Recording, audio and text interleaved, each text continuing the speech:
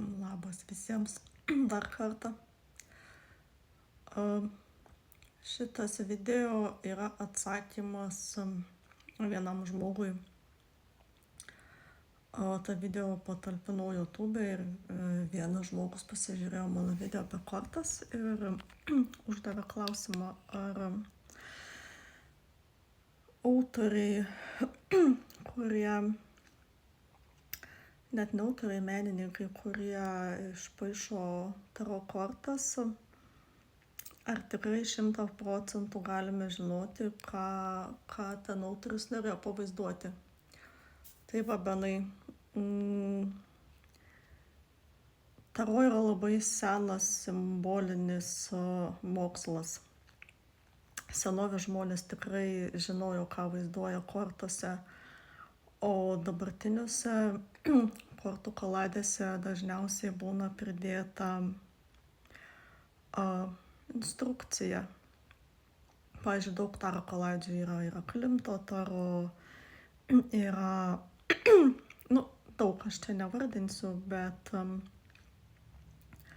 dažniausiai, kada yra nukrypstama nuo simbolikos, ten jos mažiausiai, autoriai vis tiek knygelėse šalia parašo, ką jie norėjo pavaizduoti. Ir dažniausiai šalia būna išleidžiama prie kortų kaladės visa knyga, kad susipažinti būtent su ta taro kortų kaladė, nes kitos taro kortų kaladės yra naudojamos kaip orakulai. Jau yra kažkiek nueita nuo tos simbolikos pagrindinės, ir eina taro kaip orakulas. Čia galbūt labiau tiems, kam ta simbolika nereikalinga, sakykim taip, kurie skaito. Iš dalies man amerikiečių požiūris labai patinka į taro, kiek teko skaityti jų knygeles prie kortų, tai ką jie daro. Aišku, tai rašo žmonės, kurie mokėsi taro, aišku, tam tikrose mokyklose Amerikoje. Tai yra ir psichologai, ir įvairių profesijų žmonės nusprendė lavinti savo intuiciją per taro.